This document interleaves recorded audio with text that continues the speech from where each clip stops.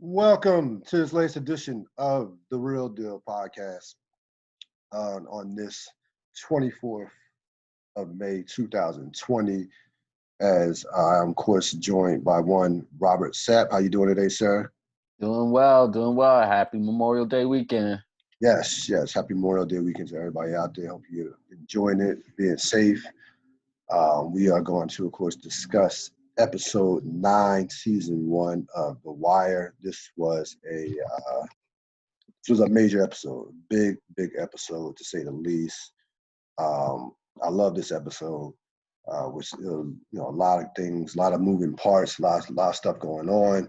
We get introduced to a new major character that will become a big part of the show for the remainder seasons, and we get to know Avon Barksdale that much more. We get inside his psyche and why he thinks the way he thinks. So big episode, a lot to cover. This episode, of course, is titled Gameday. It ranks 28th all time in terms of Wire episodes by Vulture. You have the epigraph is by Herc. Maybe We Won. Director is Miloko Manchevich. French. It's a tongue twister with his last name, but Manchevsky, Miloko Manchevsky directed this episode. And again, this was a big time episode. Opening scene, you have Stringer and Avon trying to scout for a up and coming game, East Side West Side basketball game. Of course, East Side has won the last 2 years, so they're scouting this. Guy, this dude from JUCO, this junior college player. And during that, watching him play, of course, the guy's a good player. And Avon's willing to pay top dollar to get him on his team. He does not want to lose to East Side for the third straight year. And during that conversation with Stringer, he brings up Omar, and basically Stringer says, Omar's in the wind. Avon says, hey man, the city is not that big. And Stringer proposes the truce ideal to Avon. Once again, Avon completely shuts it down. Basically says, what is the street going to think while we're waiting for him to pop up? So that lets you know where Avon stood on that. And you kind of knew that from the previous episode, which you talked about last week, Rob. Yeah. But Stringer shuts that down. They pay the player and they pay the coach. Important, and this might have got lost in this scene, but Avon at the end of the scene says, ain't shit for free. So the coach, just to give you some context, the coach gets more money after the player leaves. Avon, pays the player and the coach like right there. But when the player leaves and goes, he tells the dude, hey man, go shoot 30 free throws or whatever and run a couple laps. I think he just said the free throws. The coach gets an extra 5,000 or so.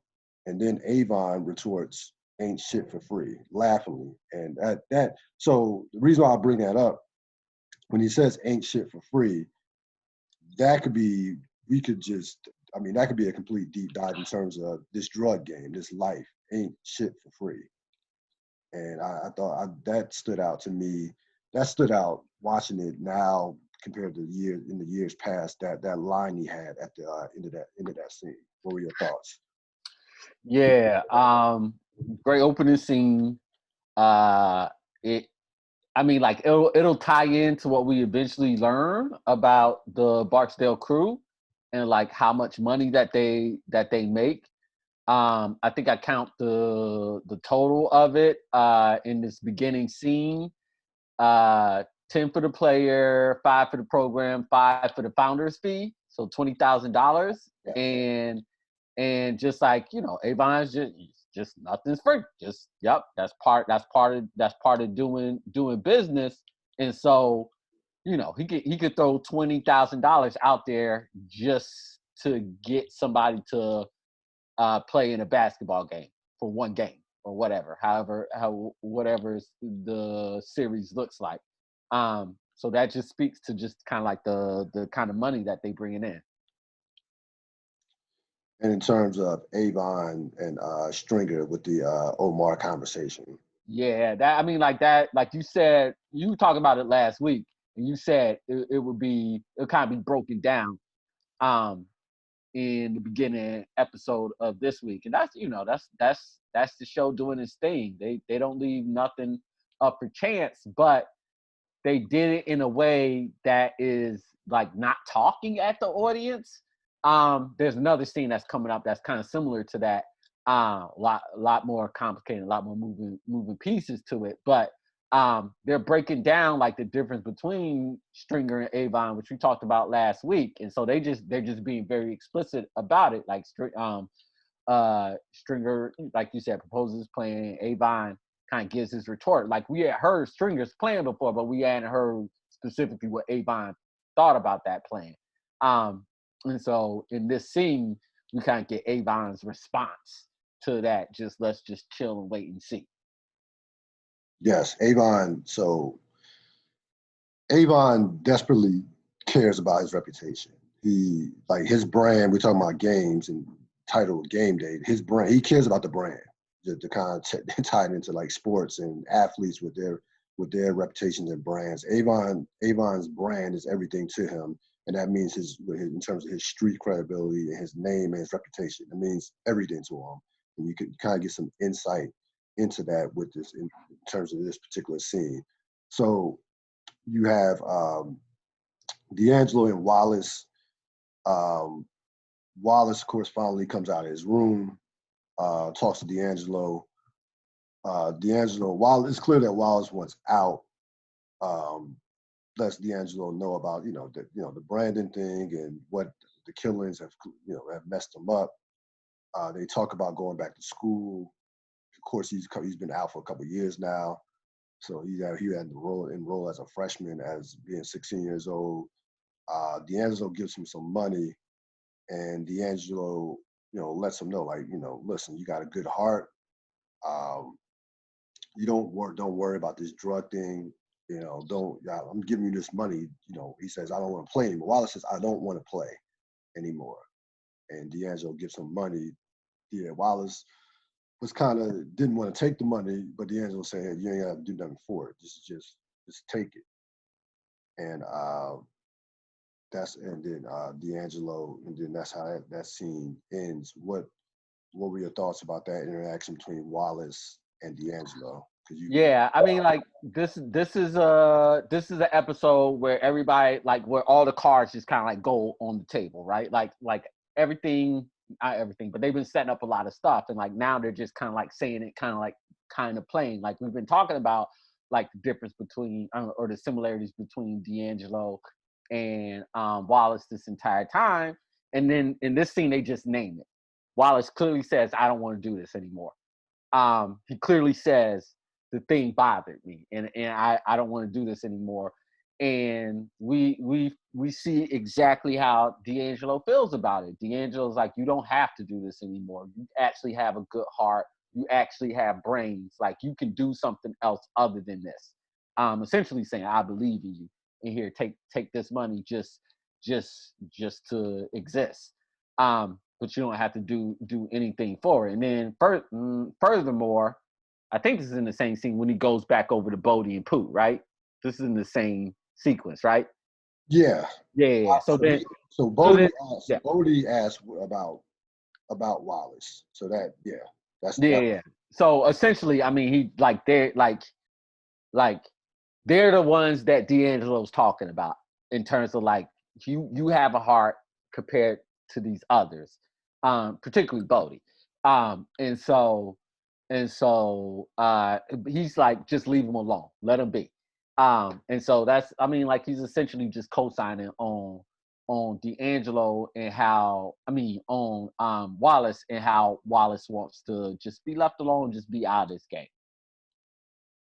So you have the detail catching a call, catching Wee-Bey on a call from the towers. The call lets us lets us know that Weebay, or lets them know that Weebay is going to be moving money from the towers, out of the towers.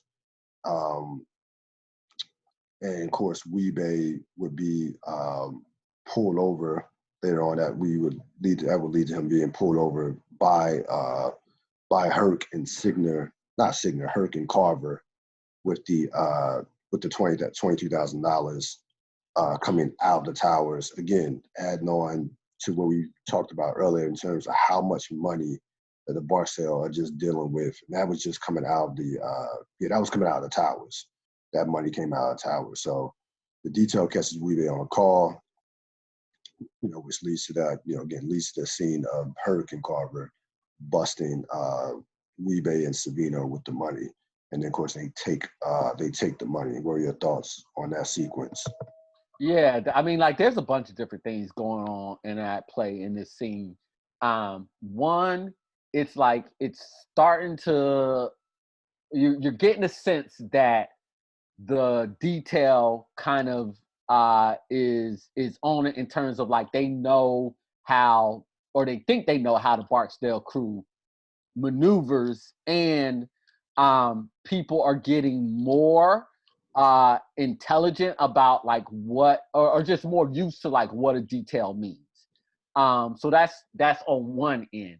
And then you got this second interplay between Herc and Carver about the money.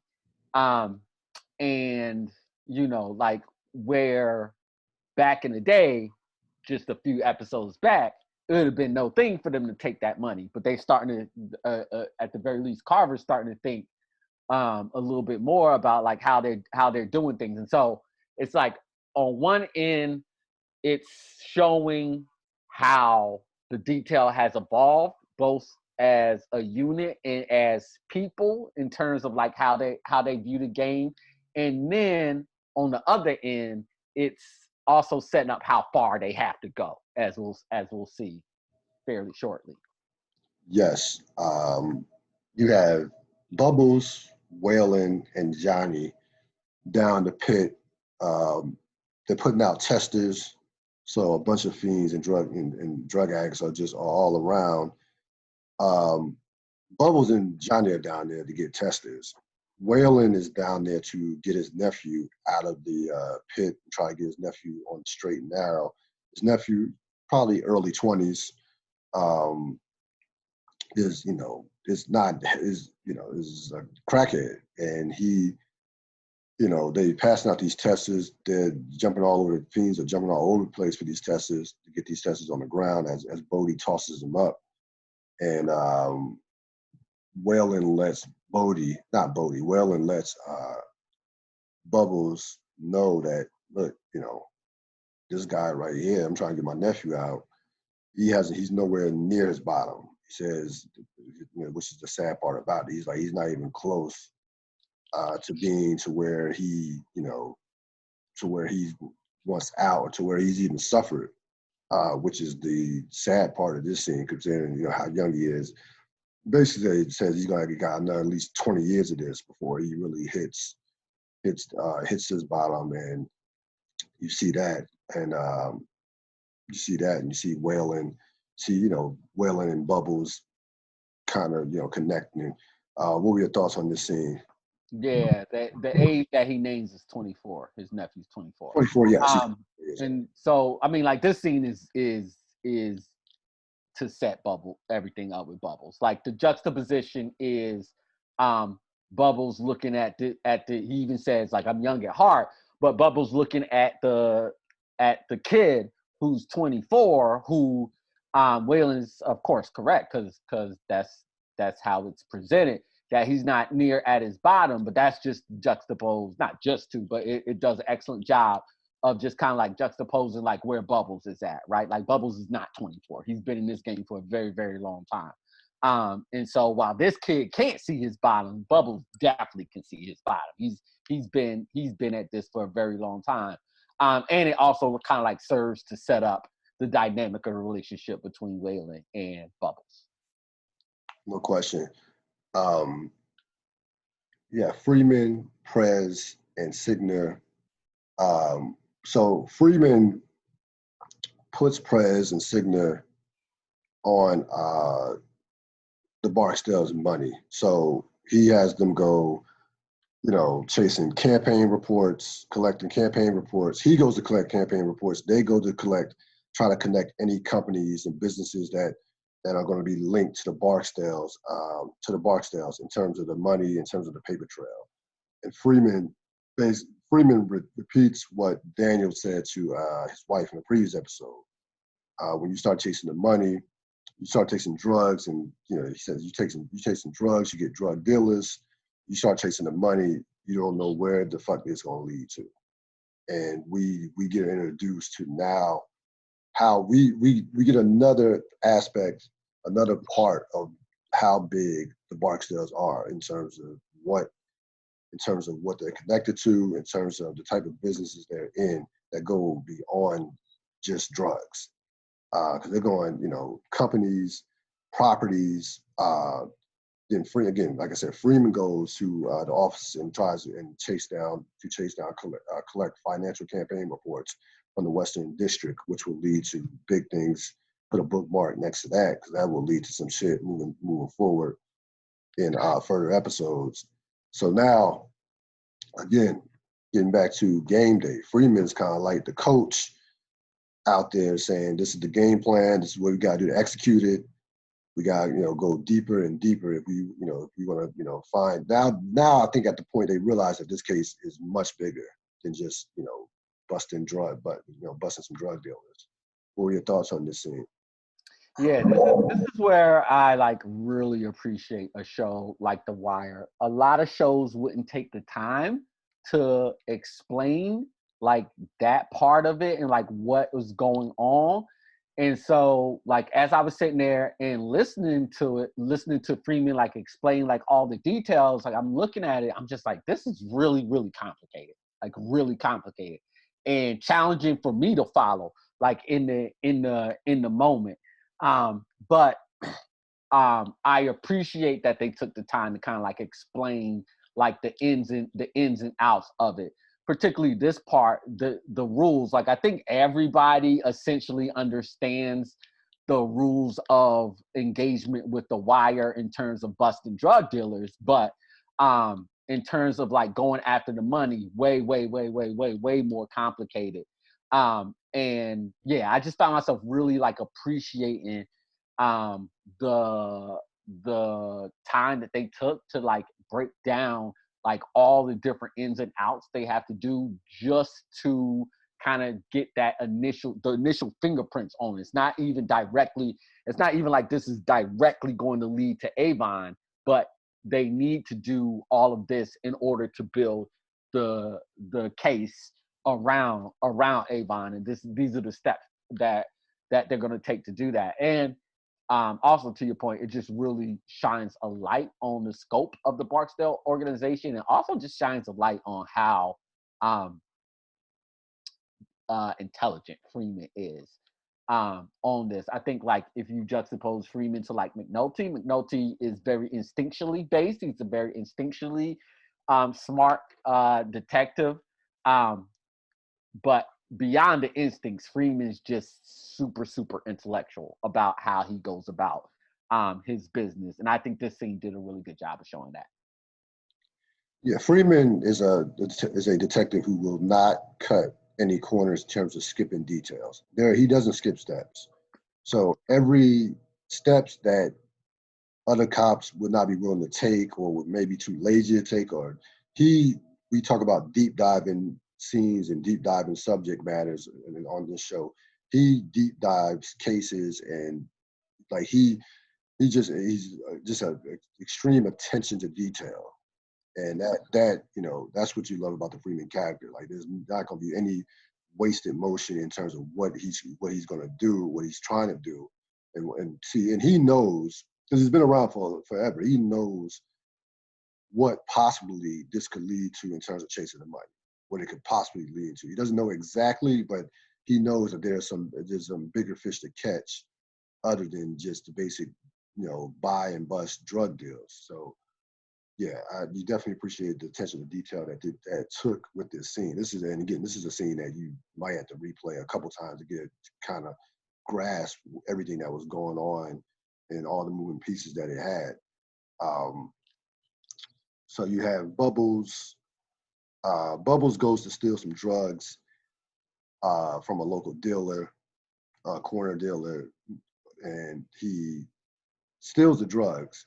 But then in the process, gets two people beaten up by baseball bats, metal bats at that, while stealing the drugs, and barely escapes. Now they see him, but he hides on the roof, and they immediately go and chase some other guys that they thought were Bubbles, and beats the hell out of those two dudes.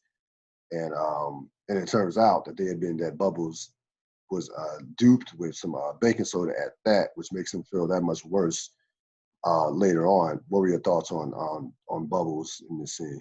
Yeah, this is kind of like an example of that bottom that Whaley was talking about. And as we see, this will be kind of like an impetus for some immediate change for Bubbles. Yeah. I mean, he says to Homeboy, he's like, I almost got killed behind this caper, and the fact that it's not even, he almost got killed behind it, and like, let's say he did get killed, he got killed for nothing, basically for stealing baking soda. So that's one of those bottoms that William was talking about. So you got Herc and Carver. They discuss the idea of taking the money. Herc, of course, Carver, of course, reminds Herc, like, look, listen, we're on the wiretap. So that we know is an absolute no, since we're on the wiretap. So that, would lead to some things that we'll talk about later on in the episode. But that was already in Herc's mind about taking the money that they had gotten from Weebay. He tries to use the analogy of a restaurant. If you went to a restaurant, he says, how much would Weebay tip when he brings up the money from that standpoint. You have the detail, Freeman, McNulty, and Kima discussing the Barksdale money and also properties. Now, they're in the office with Daniels. Daniels is sitting down. Freeman is discussing this, and you can see Daniels knows that, well, maybe this wasn't that scene. Well, you have them discuss. Yeah, that was later down on. So you had the detail of Freeman, McNulty. This wasn't Daniels. Cancel what I just said. Daniels wasn't in the scene. So you had the detail of Freeman, McNulty, and Kima discussing the Barksdale money and possible properties that he could possibly own. Yep, scope. So just gives you kind of like the idea of the scope of it. Quick scene with Omar in one of his hideouts. He looks like somebody that's on the lam, or just being careful about where he's moving, where he's making his way. He has some food with him. Again, this would lead, this scene was quick, but just give another example of just how careful Omar is. And despite the fact that he is armed and dangerous, he still is understands his surroundings and is finding, it seemed like it was one of his many hiding spots around in the western or throughout the neighborhood. So that was a quick scene. We certainly would see a lot of Omar moving forward. Wait, real quick, I want to go to that scene. Go ahead. Because it says a couple different things. First, it just as I was sitting here listening to you, it reminded me about the opening scene with Bell and Avon. Like they talk, like when they're talking about Omar, they talk about kind of like what we talked about last week in terms of what he does with the drugs and how that helps him to always have eyes in the streets. The fact that he goes around Stringer Bell says like some type of Robin Hood goes around giving out drugs for free. Like we were talking about that with the mom last week. So that there are people that are always looking out for him. So we know that. So then the question becomes like in a scene like this, again, the Wire waste, there's no wasted scene. So a scene like this, when we see Omar like being really careful and like having the putty or the gum at the door to let him know if people are like are opening it. Like if he has so many eyes on the streets, why is he being so careful? And the answer is because Avon and the Barksdale crew is chasing him, and that's a different level than just the average person. And so like I think this scene sets up what will later happen in terms of Omar. Even Omar doesn't like being this stressed out about being hunted. So if he's going to do something about it, this scene sets up, in my mind, the idea of he's getting tired of this. He had a very that he's ready to do something about it. At the very least, you can see like it's an overabundance of caution, and Omar's not comfortable with that much caution. No, if you looked at his facial expression, he wasn't, it wasn't one of fear, but it was one of extreme caution. Like he basically had his head on a swivel.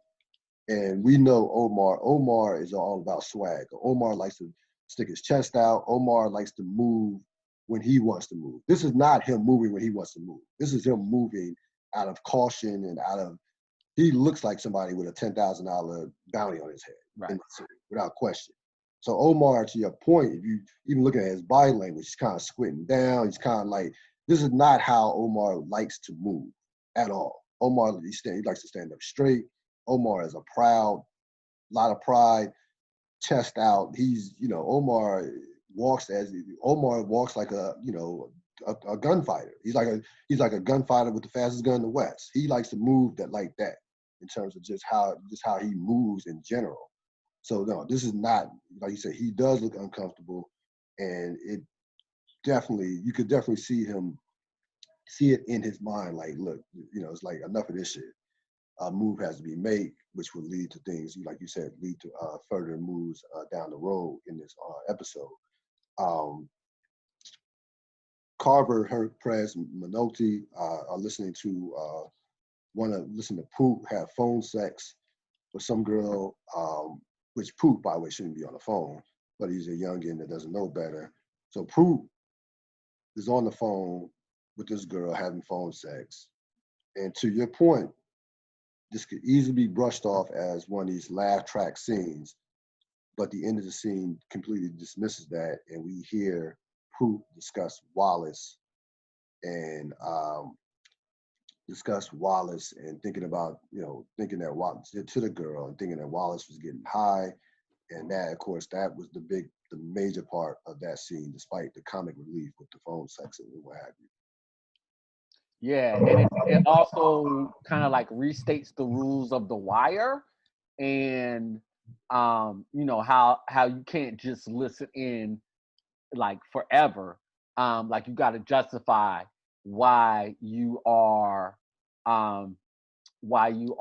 listening in, and then it also it'll feed into like another scene of just kind of like how like the rules are fuzzy, and you can make like. No, the rules are straight. The way that you can get around the rules and how you can manipulate the rules can be fuzzy at best. But yeah, like to your point, this really is another indicator of the eyes that are on Wallace, and while D'Angelo might be willing to let him live, the rest of the game ain't gonna be willing to. Well, they're still wondering about the rest. Everybody else is still wondering about Wallace, even though D'Angelo said let him be. So you have so Omar comes to the pit, takes a bag of drugs directly out of the pit. Now, this is the Omar that we've been used to seeing. Omar, he comes with the shotgun in hand, tells we can't see the dealers are they're in the vacants or whatever. They're inside. So they threaten him saying we got a MAC-10. He calls the dude out by name, says, I think's not Terrell. He says, I'll huff and puff. He said, I'll keep coming back here till you give me what I want. They give him a bunch of drugs. This is Omar. Now, again, this scene is Omar making a chess move we will see the payoff of this scene later on in this episode of why he specifically took this bag of drugs. This bag of drugs. This was not just one of his random one to just steal from the Barksdales. He did this with something specific in mind, and we'll see that. But this is more like the Omar that we know of, and the fact that he knew the dude's name just lets you know that, listen, he knows your streets, he knows who's who and what's what. And he basically knows that when he calls the dude out Terrell by name, he knows that dude is not gangster enough to come out and challenge him with a gun, or if the dude had a gun at all. What are your thoughts? Oh, he definitely had a gun. It's still Barksdale's crew that is running there. Yeah, he definitely had a gun, no matter if Omar knew his name or not. Yeah. To your point, like this is how Omar likes to carry it. As we say, and this is definitely a chess move. Now, just because you make a chess move doesn't mean it's the correct move. Right. I'll talk about that a little bit later on. But yeah, everything that you said, 100% accurate, of course.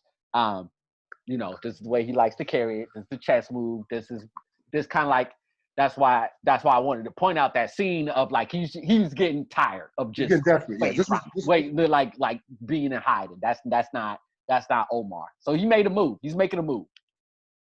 This is kind of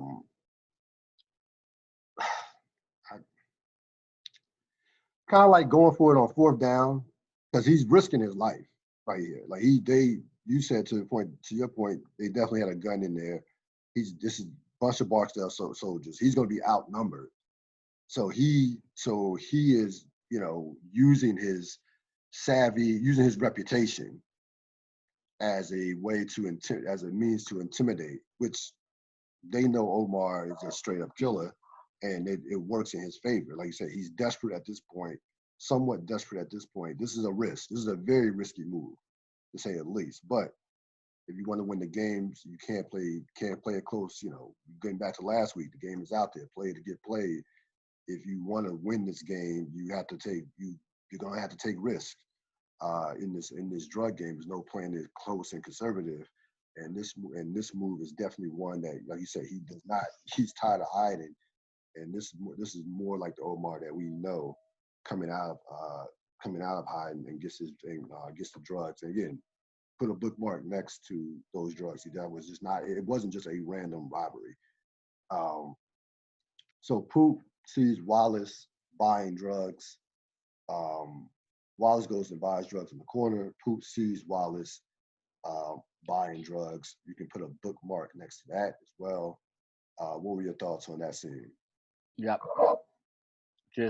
I mean, this is just it's not a wasted scene, of course. It's just flat out what it is. Poop sees Wallace buying drugs. He goes and asks the drug dealer what it was, and then he knows exactly what it is. So it's just confirmation of everything. Like on the wire, you hear him say, "I think." Now he knows. Yep. Then you have Herc and Carver on the rooftops, but no one is around in terms of the West Side. Carver is not buying it as far as realizes that something is up. Herc is like, maybe we won, and that's of course the epigraph saying maybe, in terms of maybe we won. They Herc again, but Carver definitely isn't buying it. The fact that no one's around, something has to be up. So you had that going on. You have any thoughts on that scene, or you want to just wait till? Yeah, it's just a prelude to them getting to the park. Freeman, Kima, and Chardine. They pick Chardine up before she gets into the club. They show her the dead body of her friend of course, that died at the party, was drugged and died at the party. They completely break her in terms of, you know, being able to turn her. You see some, you see Freeman, and you also see Freeman and Charlene have a connection with the Dollhouse Miniatures, and yeah, this completely turned Charlene in terms of what she thought, you know, thought about the Barstels, and just basically destroys, ends her relationship with D'Angelo. We come to find out, and they didn't show this in the previous episode with D'Angelo saying this, but he told her that they took her to a hospital. So, you know, of course they didn't show that part of it in the last episode, but she said, she brings that up to Freeman, and Charlene brings that to Freeman and Keeman, that he took her, and he lied to her about taking her to a hospital, and basically she gives them, Freeman, Charlene, Keema tells her all about the Barstels, tells them that, you know, they have, without giving her details in terms of saying that they have them in terms of wiretapping, basically saying we have ways of knowing what they think, and we've been following them closely, and, you know, they're gonna use you, blame you, and then toss you aside, and this completely just breaks her, and you know, she's ready to cooperate. What are your thoughts on this scene?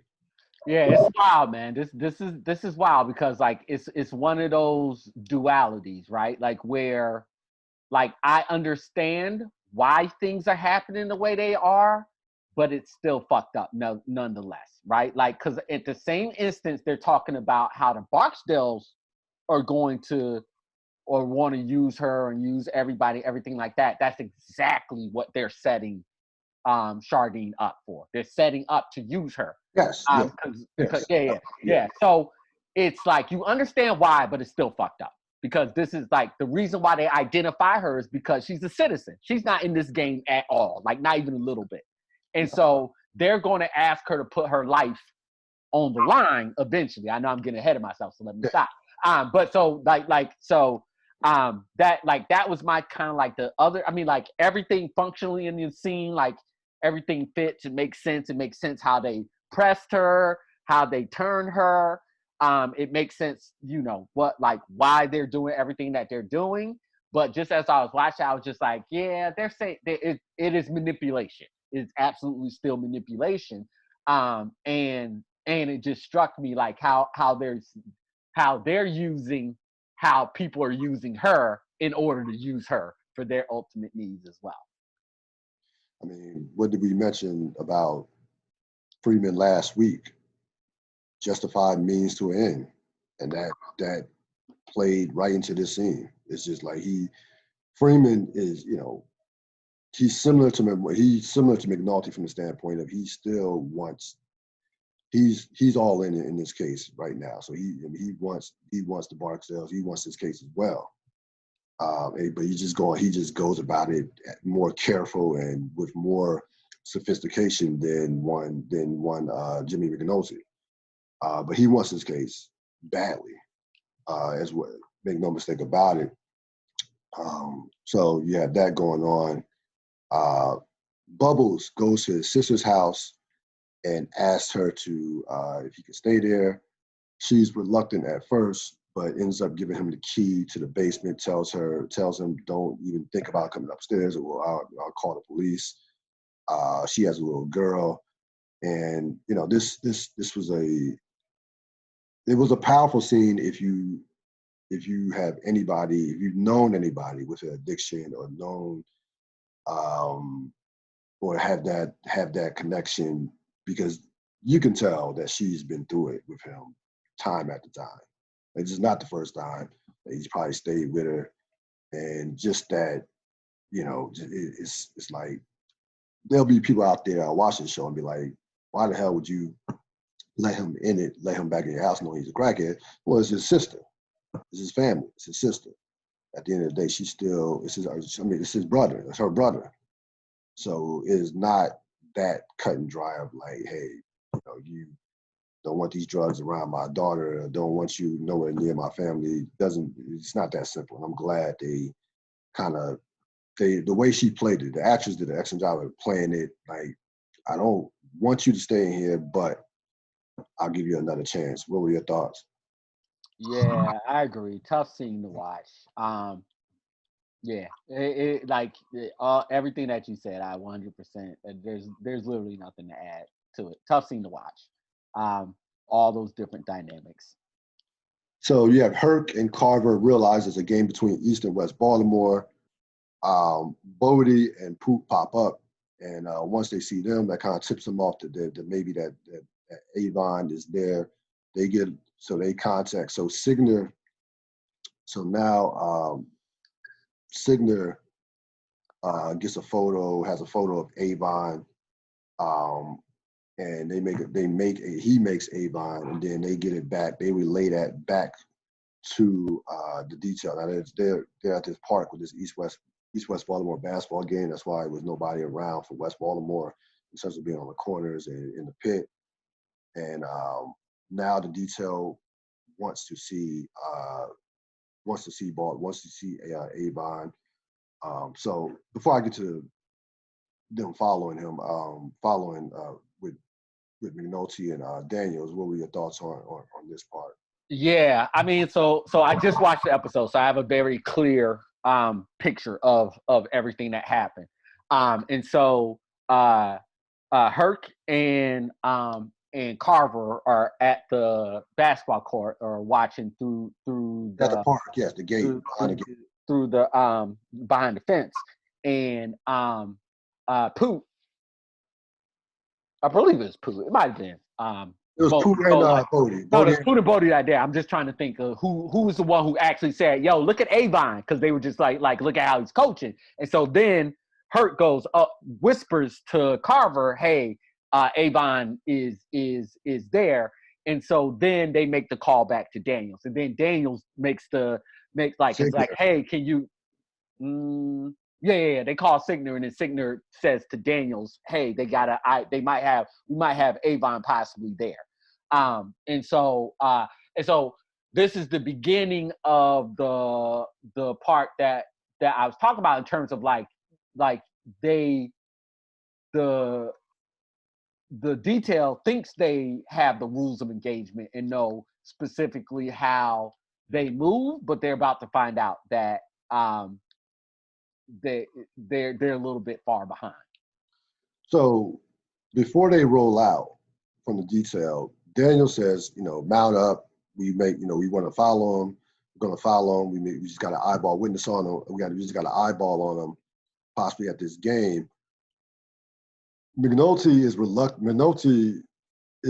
Prez said something to McNulty about it, and McNulty's like, it's not a big deal for me to see him in person. We have him on the wire. Daniels says, we make cases out of it, out of tailing suspects or tailing people. We make cases out of it. We do it well, mount up. And there was no conflict between Daniels and McNulty directly, but McNulty stays in office. They go out to follow. They go to follow. Then they go out. The detail goes out. What are your thoughts on McNulty not having an interest in going to the park? This is where that kind of like that instinctual part that I was talking about, like he's instinctually good. Like Daniels is like, this is kind of like how we do and how we maneuver, and we got these guys, and we kind of like know what they're all about. And McNulty's just like, there's no point, because we're not going to be able to tell him right anyway. Like, he says that, he knows that about them. And then later on, when he talks after they leave, and he's just talking to Prez, he says, like, it doesn't even matter. Like, that's the point. It doesn't even matter if we got him and tailed him and got a picture on him and everything like that. He's not going to be what he said earlier, when Daniels was in the room, was like, he's not going to be anywhere near drugs anyway. Like that. So why are we doing this? That was his point. And then the point to Prez is, it doesn't even matter anyway, because all we need is his voice on this wire. That's what we need to do. We need to get him and interact with him in places where he's comfortable, and that's going to be when we're not around. So that speaks to kind of like what I was talking about, just like instinctually he knows this about Avon, particularly the part of like there's no way he's going to be near any drugs or we're going to be able to tell him effectively. So now Avon gets made as far as Avon gets made again by Signer, and this is an East-West basketball game between East Side, West Side. There was a name that was not mentioned, which I'll get to later on. But they make Avon, but there was a name that was not mentioned. I think that was very important and very intentional by the writers. The name that wasn't mentioned in terms of both East and West. So you have Avon, Prop Joe. We get introduced to Prop Joe. Prop Joe, of course, runs East Side. And they're playing this game.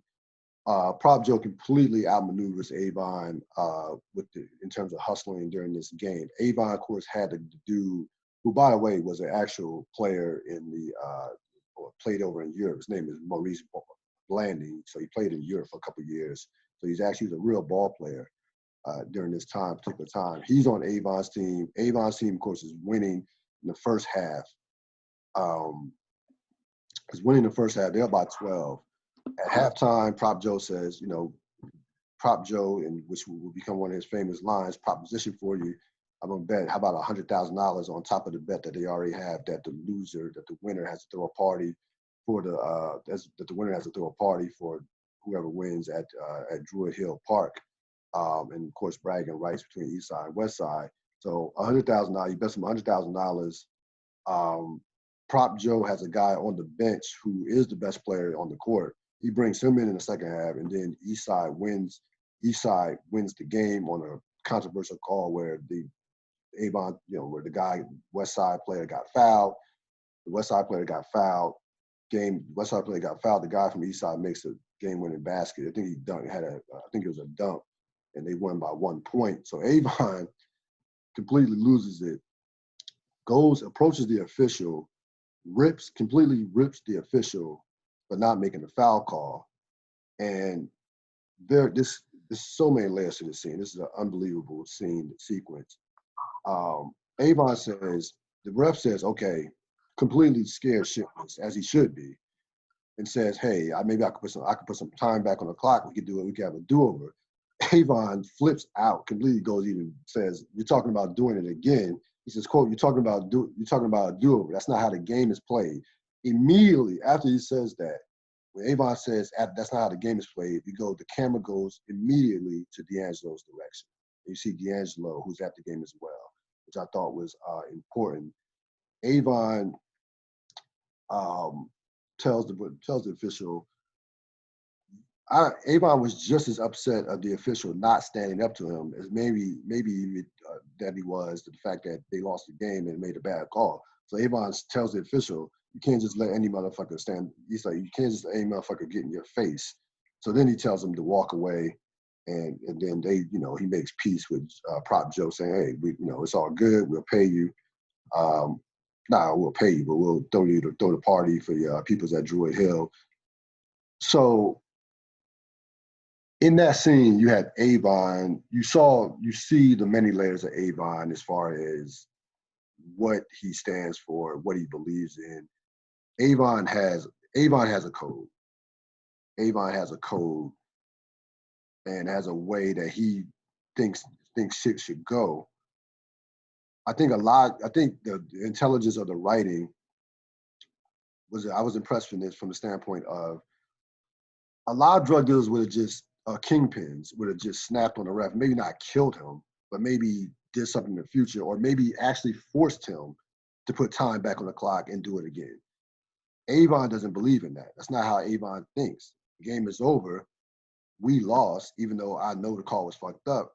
I'll just take the L and keep it moving. I'll take the L and keep it moving, which he did. He paid, Rob Joe going to get his $100,000, and he's going to throw the party for East Side over at Druid Hill. So I thought that was fascinating in terms of the layers of Avon Barksdale that they showed you. Yeah, now you outlined that perfectly. What was going through my mind actually didn't really have a whole bunch to do with The Wire. You know what real life NBA team I wanted to send this clip to? Yeah, all I could think about was Houston. All I could think about was the Houston Rockets. Like Avon's so right. He's so right. He's so right. That's not how the game is played. We're not doing do-overs. You can't do do-overs.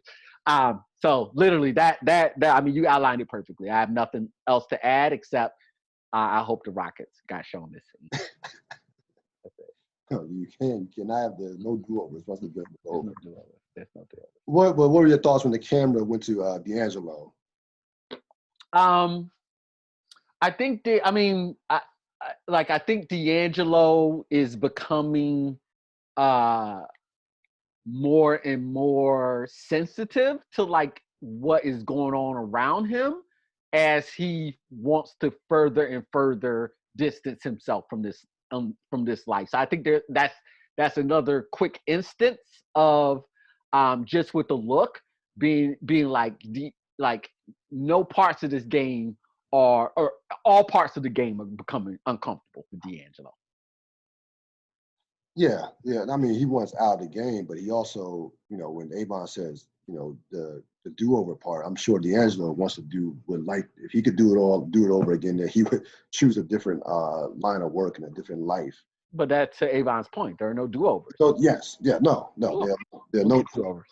No, there are no do-overs. So that's why I thought that was important for them to show. That was an important distinction to show D'Angelo with that after Avon makes that statement. So you have Avon, Herc, Daniels, and Signer. They're following Avon now. Avon's driving the truck. They go through hell and high water to try to catch Avon as far as tailing him. Not so much trying to pull him over, just to tail him, to follow him. He loses them in between streets and actually lures Daniels out and tries past Daniels, going the opposite direction, and gives that famous wag of the finger. Like, yeah, I've seen you coming. I know you're here. I know these are my streets. Just a fascinating scene, to say the least, with them, just basically thinking that they had a beat on them, but in reality, you kind of saw them coming a mile away. What were your thoughts? Yeah, so now I can connect it all together. So like the sense in this episode is that the details all over the Barksdale crew and that they have the Barksdale crew completely clocked.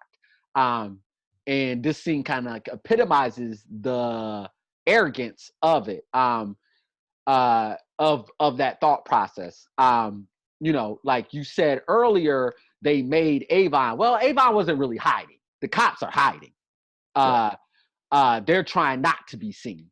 And so the fact that he drew them out just kind of like speaks to how, even when, and they'll learn this. This is how I'll say it. This is the first lesson that they'll learn many times of, even when they think they have the game figured out, it's always changing. And they'll always need to be adapting to the strategies, because this Daniels clearly states in that meeting with McNulty, we've been tailing, we've been doing it for years, and it brings us cases. And then as soon as they get back in, I'm not going too far ahead, as soon as they get back in, Daniels goes, that's a smart that's a smart guy. He's good. He's good. Yeah, he's good. He's good. So yeah, you're gonna need to change up your tactics to get him. Yeah, I mean, you gotta make, like you said, you gotta make that adjustment. You play a game, you can't run those same plays. Yeah. Eventually the team's gonna get, eventually your team's gonna get caught up on what you're doing. You gotta make some halftime adjustments. Gotta adjust. So Avon was completely on them. He doesn't describe. There's a funny scene that in a further episode when he describes this whole chase, not mini chase scene, Stringer, but we'll get to that further down the road. When I saw this scene, I thought about Heat when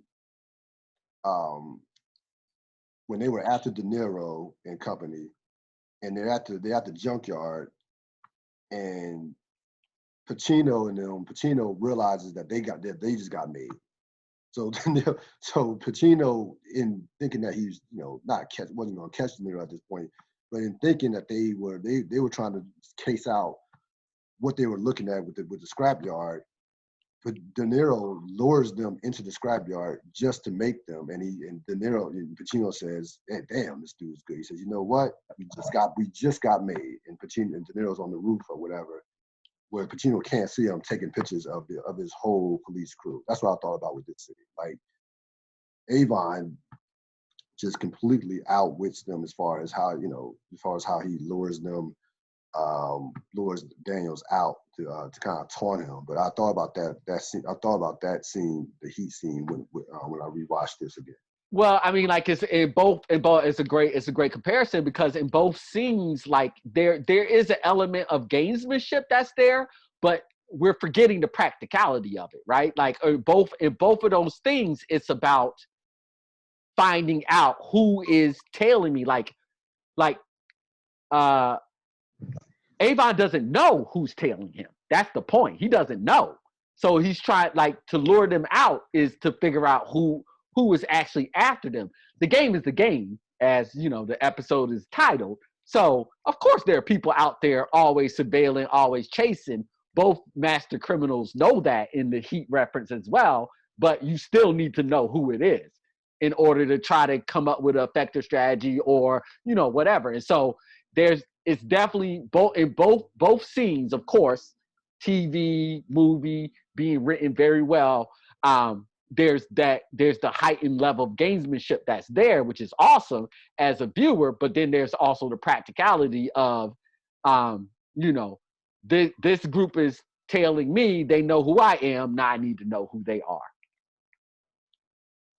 No question about it. So next we go to Freeman McNulty Daniels.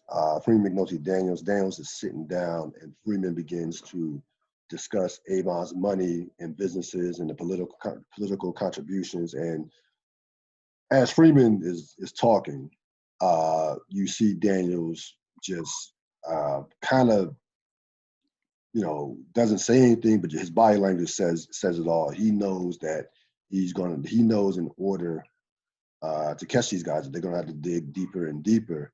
And he mentioned this to his wife in the previous episode, which I talked about earlier.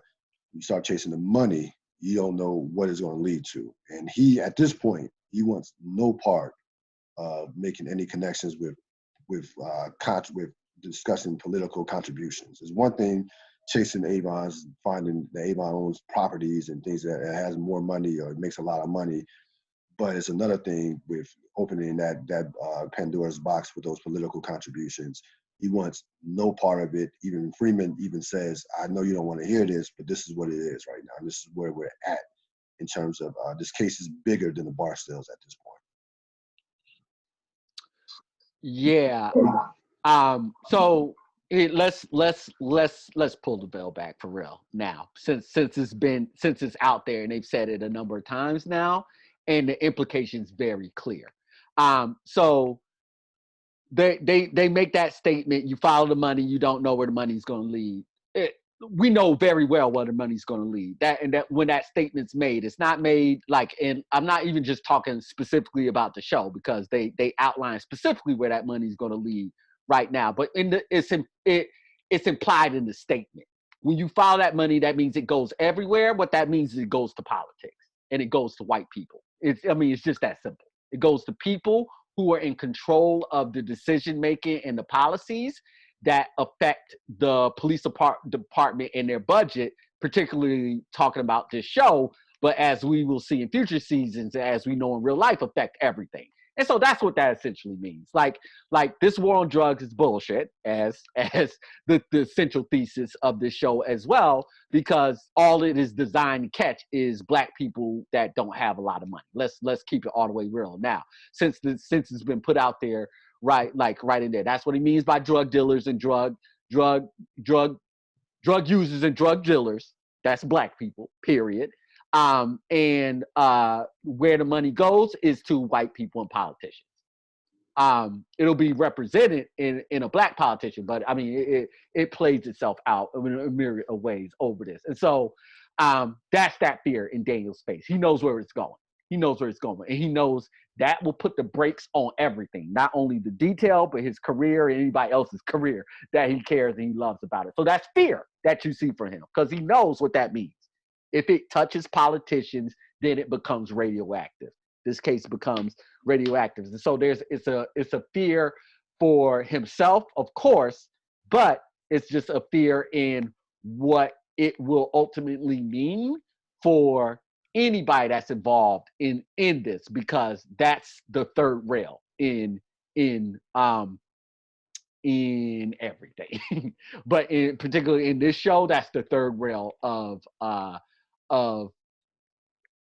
being able to operate in some semblance of having your own operation, not 1,000 people breathing down your neck all the time.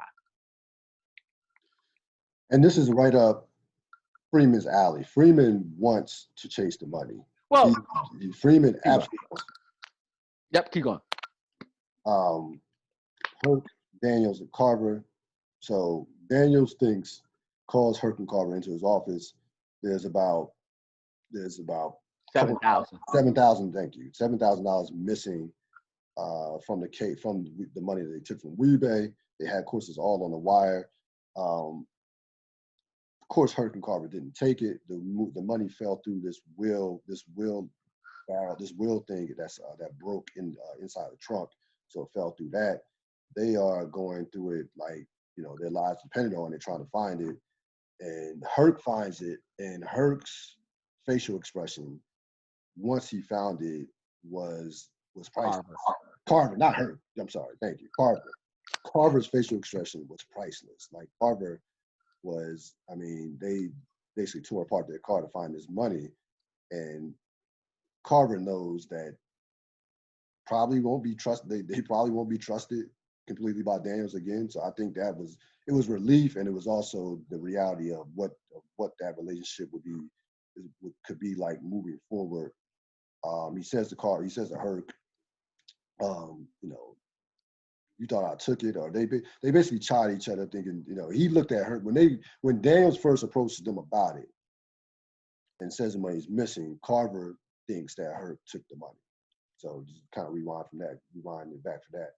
Carver thinks Herc took the money, and then they go back and forth once they find the money, thinking that Herc says, you thought I took it. Carver apologizes, but Carver knows that they probably won't be trusted moving forward, and that this is not, even though they found the money, that he says, would you believe it? Would you believe me? Would you believe us? In terms of, doesn't think that Daniels is going to believe that they just found that they found it through, and it was through a hole in their trunk.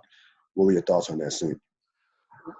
Really quickly, I want you to tell me, because there's something I've been waiting for. I just want to make sure I didn't miss it. Have we not yet gotten to when McNulty says stupid criminals make stupid cops? He says that to Perez, right? Yes. Yes. We have passed that, or have we not gotten there yet? We passed that. Go back to that though. Okay. All right. Cool.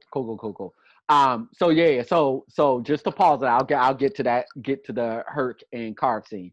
But like that statement, when I heard it, I think it speaks so much to everything that is involved in the show and everything that's involved in the McNulty character, because it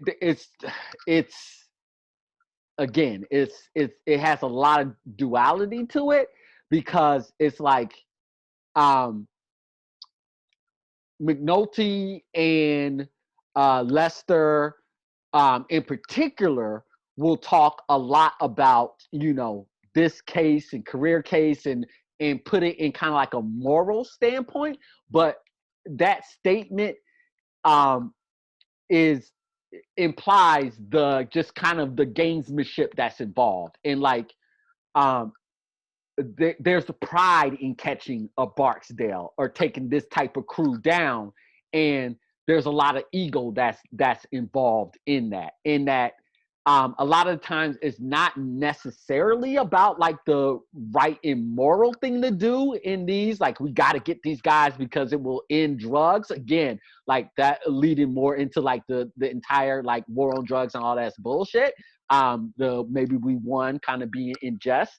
But that, you know, you got like, in order to do these things on a day-to-day basis, it's you make a game of it. It is about figuring. It's a puzzle. It's about figuring things out. And so I thought that said a lot just about McNulty in general, of how he views these cases, and then just kind of like what we're seeing the transition of the detail that's happening.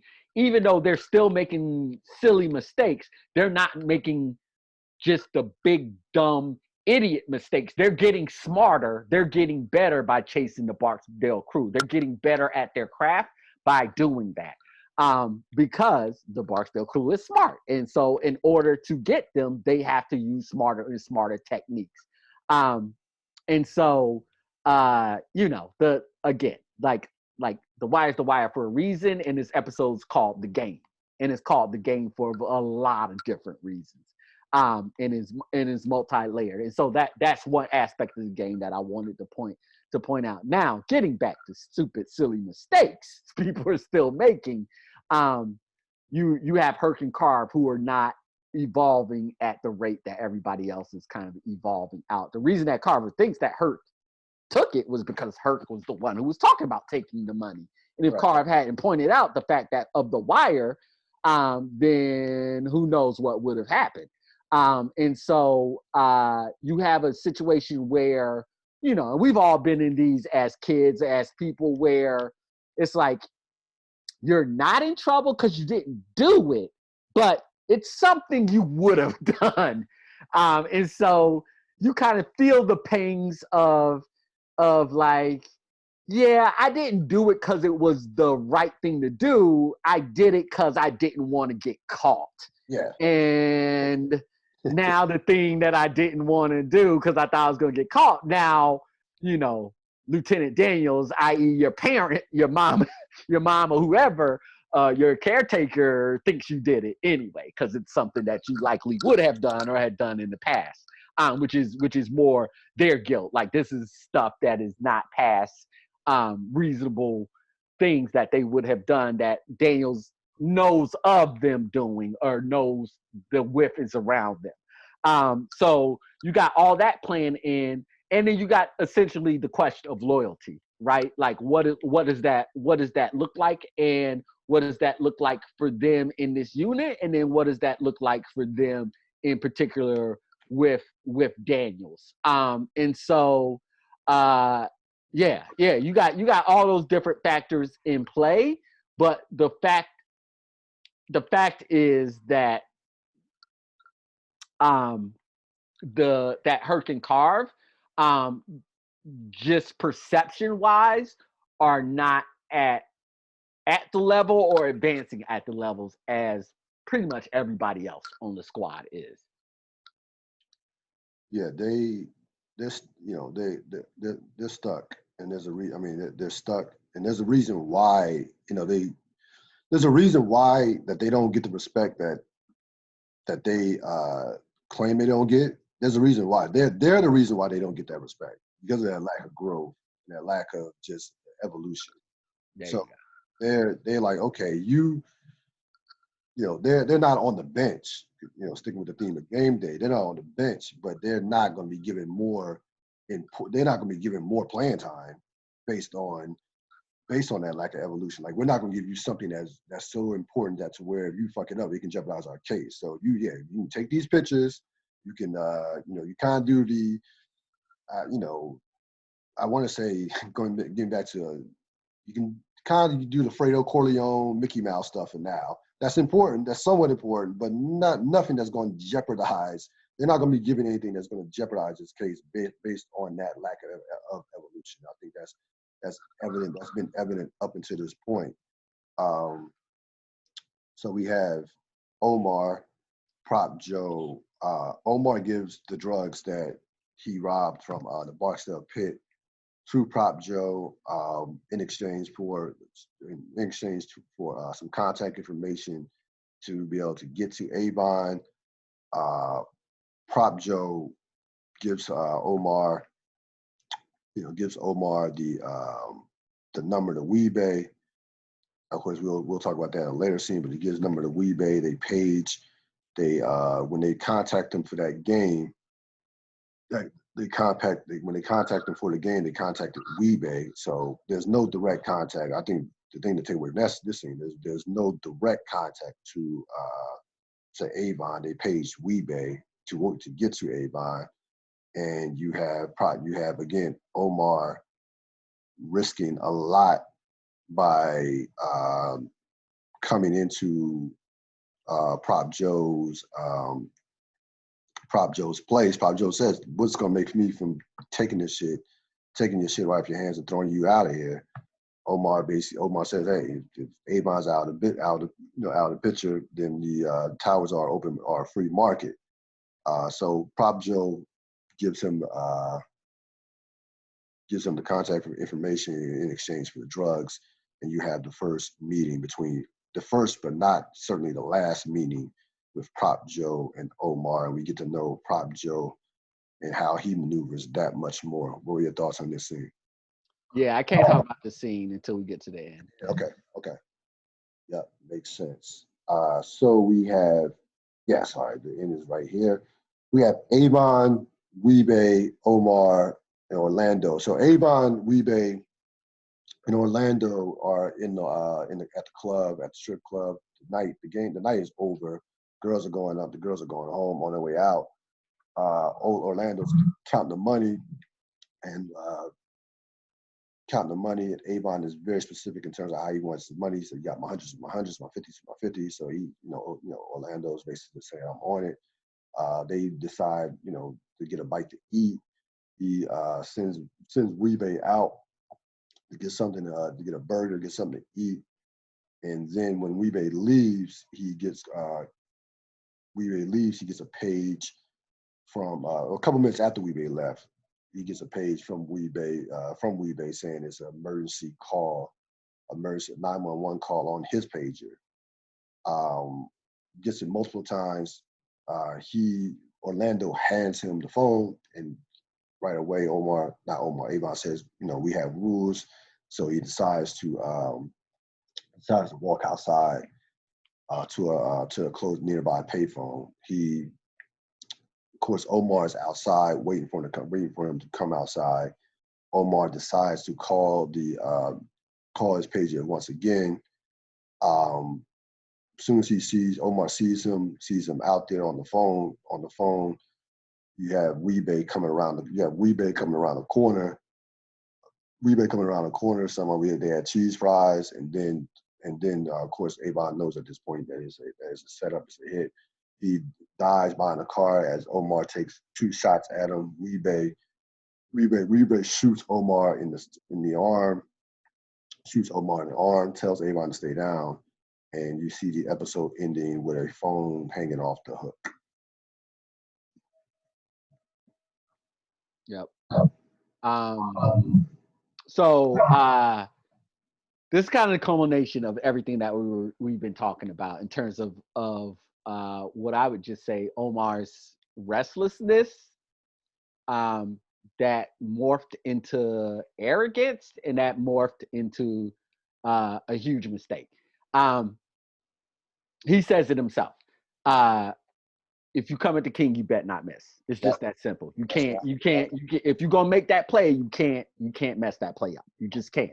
And so huge mistake on Omar's part. Just huge mistake all the way around. I mean, I could break it down just by the different things that happened in the episode, because it wasn't like this move on Avon wasn't born out of tactical advantage. It was born out of frustration and not wanting to look around his shoulder when he wants to get KFC and Mountain Dew, right? Like that's not seeing the game as Omar usually sees the game. Second, he just takes the number that's available to him. Weebay's with Avon. And so I know that Omar sees Weebay come out of there, and then that's when he gives the message. But what ultimately ends up happening is the thing that you risk when you do it that closely together is that then Weebay ends up coming right around the corner. In terms of, so you either get a different number or you wait for another time when there's more distance between the two, because Avon's always going to come out and go to the phone. But all of that is neither here nor there, because the writers wrote it for a specific reason, and so nitpicking that is not the main thing. It's going again, the idea back to that idea of, can you be careful all the time?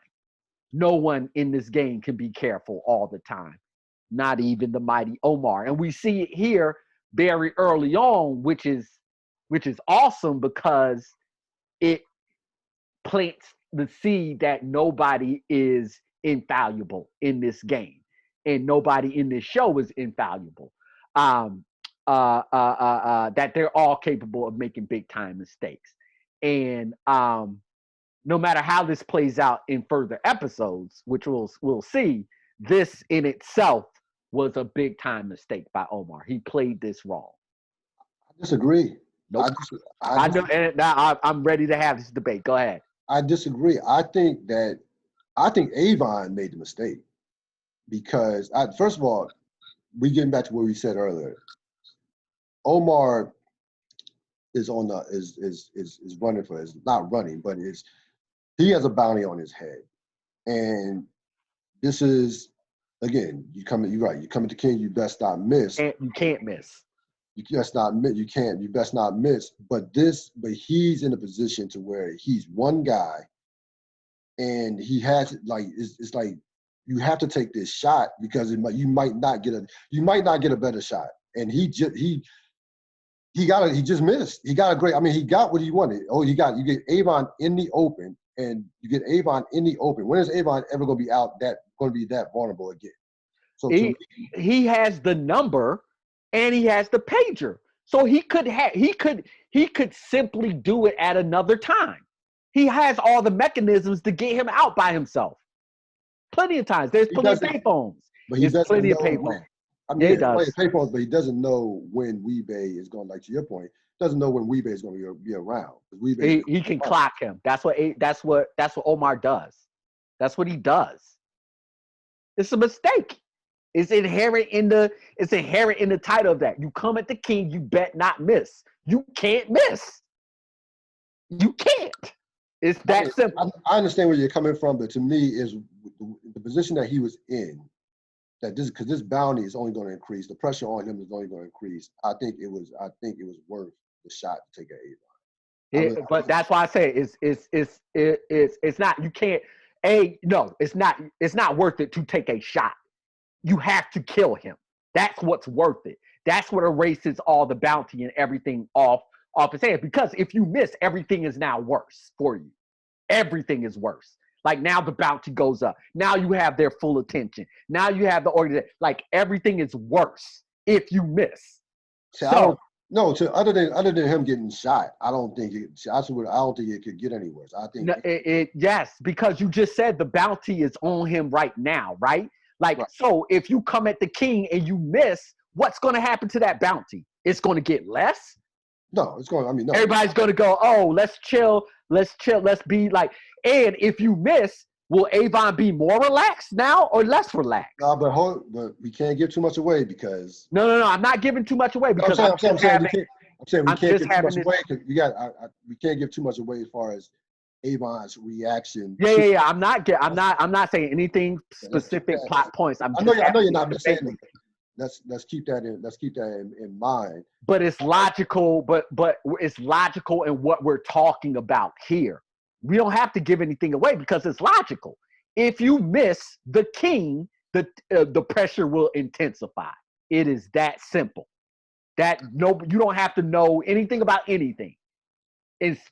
Other than to know that's the drug kingpin. Somebody tried to take him out.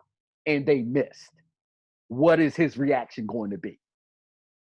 It's that simple. And so I'm not saying like of course I know how the entire series plays out. So what I'm saying is that no one is incapable of making mistakes in this show, and this shows how people are able to make mistakes. And in this instance, this was a mistake. Omar made a mistake. He played this wrong from start to finish. He played this wrong. I think it was worth. That's my argument. I understand what you're saying. I think it was worth the risk. I think that we'll get to Prop Joe, but I think I have a bigger problem with Avon putting himself in that position to be that vulnerable. To be honest with you, I think if Avon is forward thinking as he is, as smart as he is, should have known something was up when he gets two multiple 911 calls through Weebay. I'm not walking outside with no gun, no protection. I'm not that's not, someone should have tipped him off when he gets back-to-back calls from Weebay. I'm waiting until Weebay gets back. Like, I'm not, like, what are you going to do? Are you going, like, what are you doing? Like, you're going to just go make a phone call Weebay back? I mean, I thought Avon I had way more problem with Avon than I did with Omar, because unlike, to your point, Omar is in a position of desperation. Avon is not. So Avon is not in a position of desperation. So he should have everything mentally, should be straightforward and forward thinking and not make that type of mistake.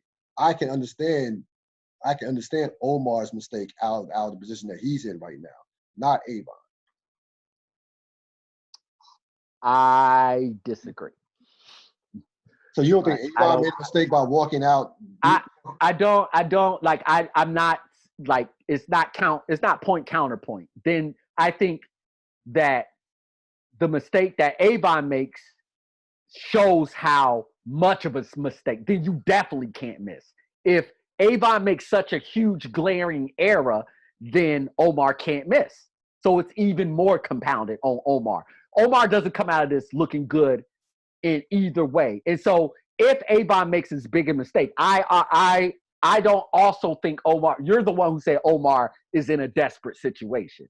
Omar's always hunted. Like, that's the life that he lives.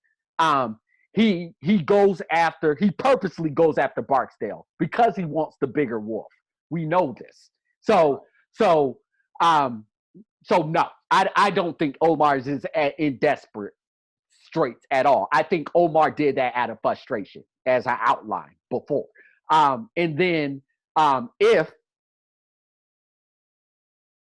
Avon makes the mistake that you say he mistakes, which I don't necessarily disagree with, the 2 911 phone calls should arouse suspicion, then Omar's play was even worse because he missed the shot.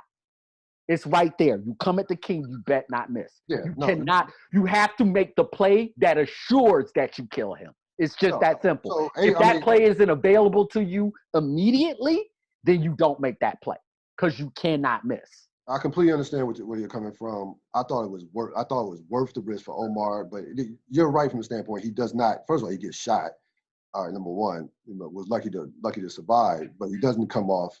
He doesn't come off looking good from this because Avon is still alive. He's shot, and the bounty's going to be that much higher. So I understand. Not a great day for Omar. No, not a great day for Omar at all. Prop Joe. So great day for Prop Joe. Prop Joe. He's winning. So here's the thing. So I'm gonna get back to why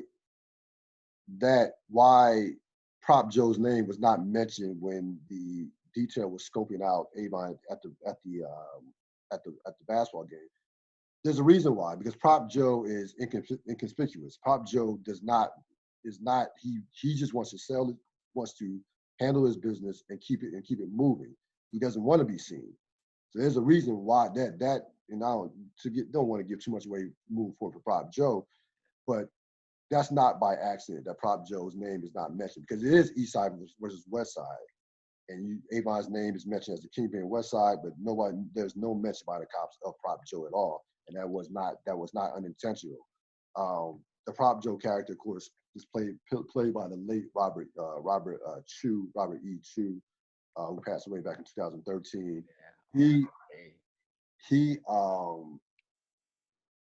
So Prop Joe is, I'm going to just go ahead. He's my MVP of this show. He beats Avon out of $100,000.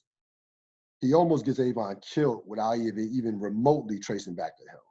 Because Avon just assuming that it just is Omar. He doesn't know, he does not know how Omar even was able to get to him. And I'll let you know, he will not find out how Omar got to him.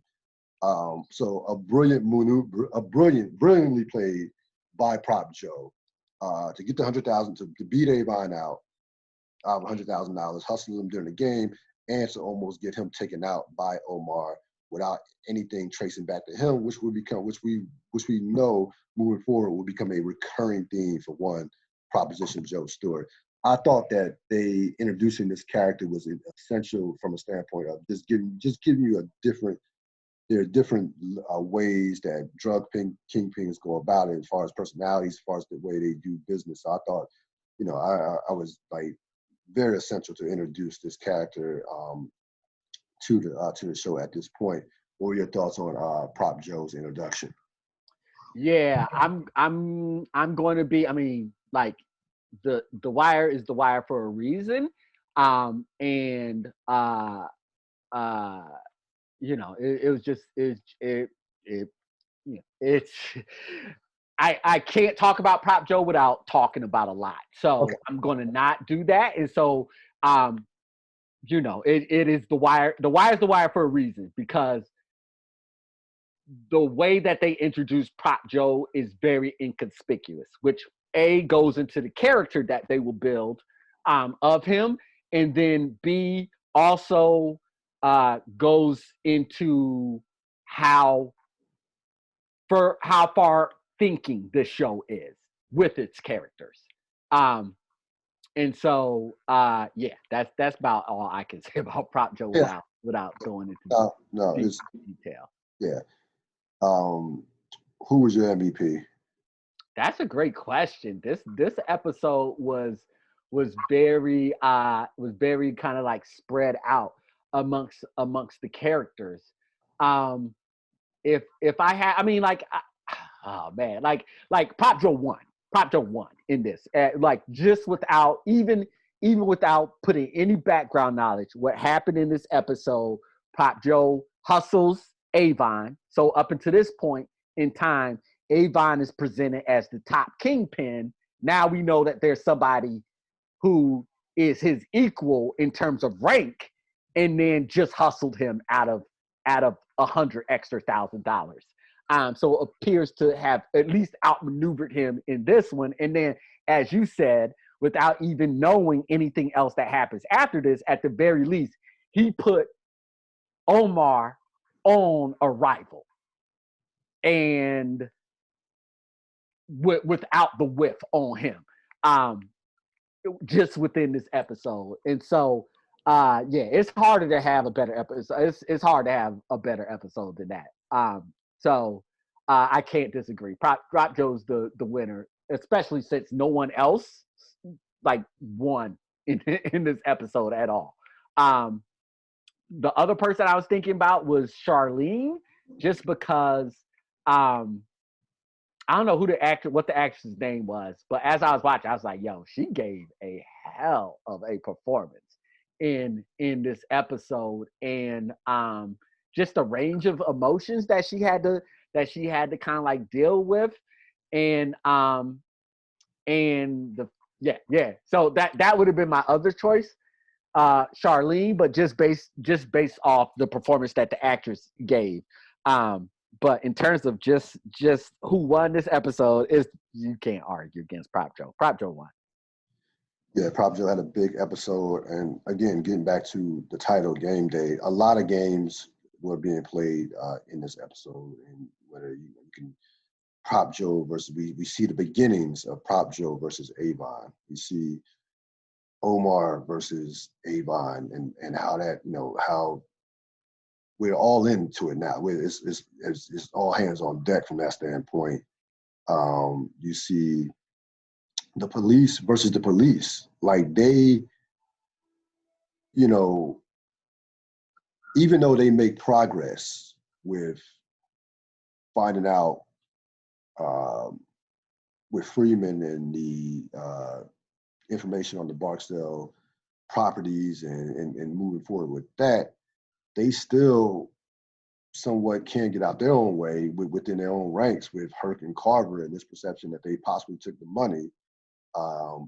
That can't be good for the overall, for their, for them overall. If you're Daniels and you can't even trust your own people, so you kind of saw that game. You kind of see the police having to dig deeper and deeper as we move further along, in terms of they realizing that in order to win this game, we're going to keep going the extra mile.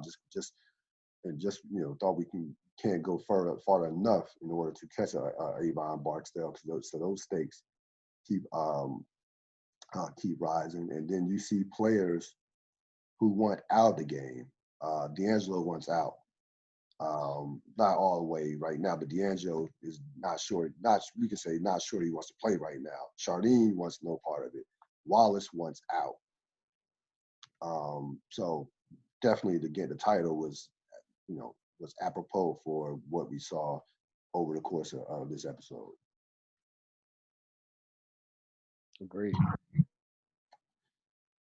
That's going to wrap it up for this latest edition of the Real Deal Podcast, the Wire Remixed. I will have this podcast up before the night is over, so you'll be able to check it out. As always, thanks to Robert Sapp for joining the program. I will see you next time.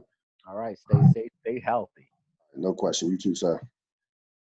Later. That's going to wrap it up for this latest edition of the Real Deal Podcast, the Wire Remix. Again, I will have this podcast up on various platforms, whether it be Blog Talk Radio, YouTube, Stitcher, Spotify, and many other platforms. Stay safe. Enjoy the rest of your Memorial Day weekend. I'm out.